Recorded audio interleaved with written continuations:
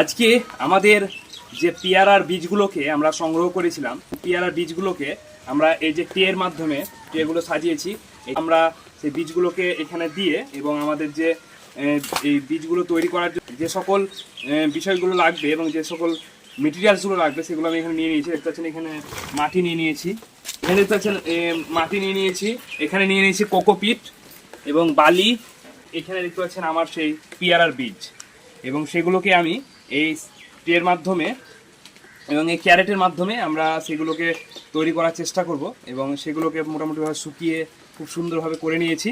এবার আমরা এই ক্যারেটের মাধ্যমে এই মাটি দেওয়ার পরে বীজগুলো দেব, তারপরে কোকোপিট দিয়ে আমরা কিছুদিন অপেক্ষা করব, তারপরে সেই অঙ্কুর বেরোলে সেগুলোকে আমরা প্যাকেটে ভরবো।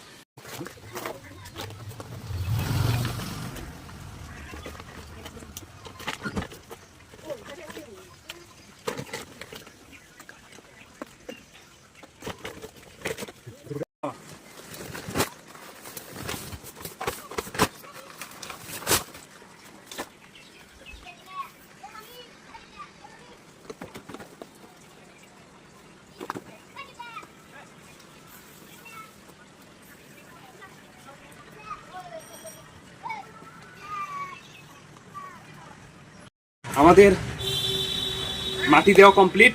এবার আমরা এই বীজগুলোকে দেখতে পাচ্ছেন, এই বীজগুলোকে আমরা দিয়ে দেব। দেওয়ার পরে আমরা কোকোপিট দিয়ে দেব, কোকোপিট এবং বালি।